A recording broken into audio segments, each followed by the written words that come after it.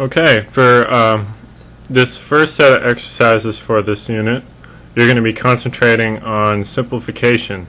And this is actually a really useful sort of exercise to go through, especially if you're considering taking computer arts or graphic design through career tech.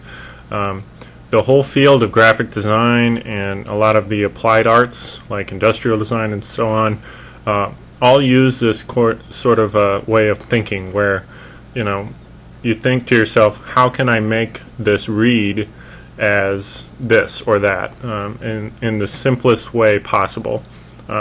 You're trying to save resources. You're trying to save on that time spent communicating. You just want to communicate things as quickly and easily as possible. And when you do that visually, you got to really think about how much information do I need? Do I really need all that detail to convey what I'm trying to say here? So that's kind of what these exercises are set up to help you think about. And you have two choices. Your first choice is just called symbol reduction. And all you're going to do is you're going to take an object and you're going to draw it 6 times. Your first drawing should probably be the most complex, and then each time you draw it again, you're going to simplify it as much as you can each time. And how you do that is totally up to you. What I would do first, though, is I would start out in graphite and then take some markers or pen and ink and go over those to make them pure black and pure white. The only reason for that is because most often these drawings are used in digital programs or software, and when they're in black and white, they're easier to work with that software. So you got to think in terms of like what these drawings would be used for next. And if you do take computer arts, that's what we'll use some of these drawings for. You would do this assignment and then bring them into the computer and use them for various things. So I'm trying to get you in the habit of thinking that way. Now, when you simplify your objects, you need to communicate what the object is each time you draw it. So you can't remove so much information that you don't know what it is. You need to be able to understand what it is in each drawing, even if that drawing wasn't part of the group. Because sometimes when you have a bunch of drawings in a group, you can kind of tell, oh, because it's, it looks like this over here, that drawing must mean the same thing as these. No, you ought to be able to tell what the object is, even if that drawing is isolated from the group. Here are some student examples. Each of these student examples, they took an object, they drew it with full detail, and then they simplified it through various uses of line or black and white to kind of convey all of the details or various facets of the object. You can do it the way these students do, or you can figure out other ways to simplify your symbol. There's a billion different ways to do it. You can change the lighting, you can change how much detail you add or subtract from it, and just each time play around with it. There's no limit to how simple you can get, and there's no limit to how complex your drawing can be before you start to take away parts from it. So really experiment with that. You just have to be able to convey what the object is in each drawing.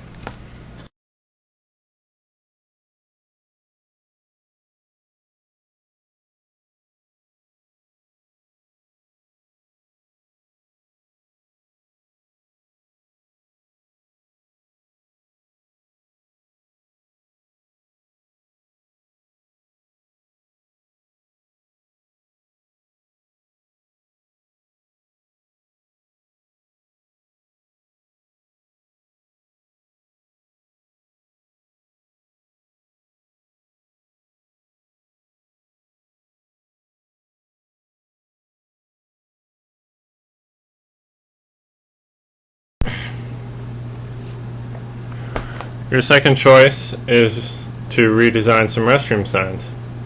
And the main challenge here is to be able to convey male or female across any boundary. So these signs have to be universal.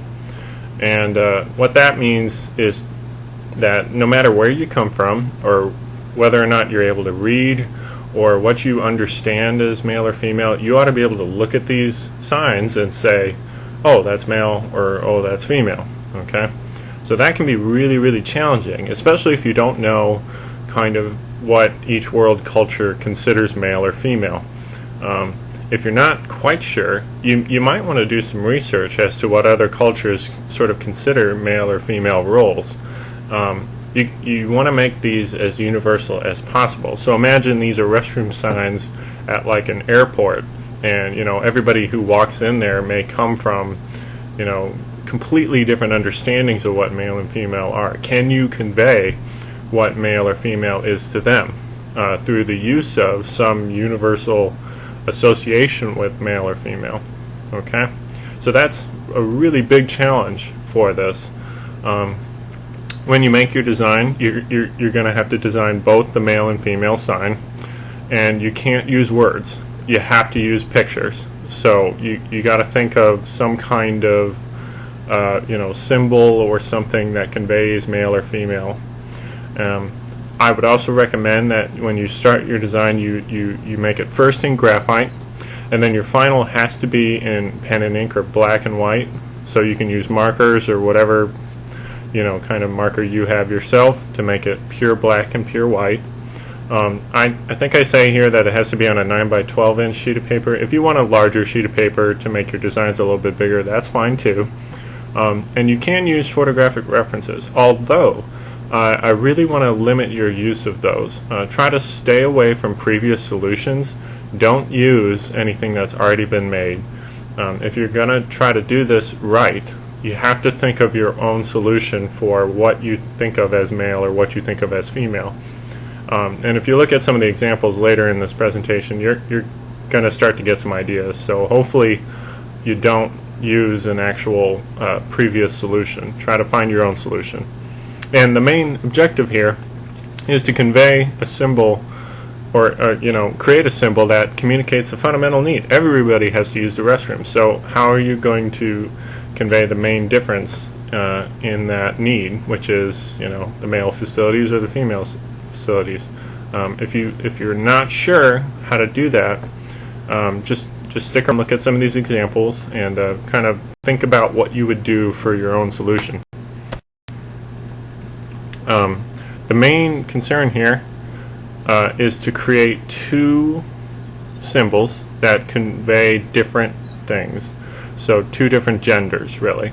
So you're going to have to think about what your culture thinks of as male or female. You're going to have to think about what visual cues you use to associate male or female things. Like, is it color? Is it the way they dress? Is it how they do their hair? And you're going to have to think about things like gender roles. We have pretty traditional gender roles, that used to exist, and nowadays, gender roles are kind of complex. Like, the woman isn't really expected to stay at home and cook and take care of the kids. She can have a job. So, gender roles have changed throughout history. So how are you going to convey that if it's changed or if it's different? That's a really big challenge there. You're also within the realm of semiotics, which is the study of meaning, essentially. How do you create meaning through these visual cues here? Like, what does it mean to be female? What does it mean to be male? And how does that look? It's a big task, but that's kind of the main challenge of this assignment here. You've got to create something that conveys those things. Now, here's some student examples. Obviously, there's some pretty good examples here. One thing that I want you to take note of is the use of non-graphic elements. So things like ornamentation or decoration can help convey male or female. You might want to think about that. And try to keep it school appropriate. I notice up here that they're using the actual facilities. You can kind of skirt the lines there, but try to keep it school appropriate. Don't use any inappropriate representations or like innuendos or anything like that. Try to keep it clean. And then with your designs, just play along with what you normally expect male or female to be, or maybe you kind of do something different than that. These are just examples, okay? So think of your own solution, and if you're having trouble, just ask your friends. Be like, hey, does this look like a male or female restroom sign to you? They ought to be able to tell you really, really quickly, oh, that would be the female one, or oh, that'd be the male one. So if you're not getting those kind of instant, quick reactions, that may tell you that your design isn't quite working as well as you'd hoped, and you may have to tweak it a little bit. So make sure you try that a couple times before you hand in your project.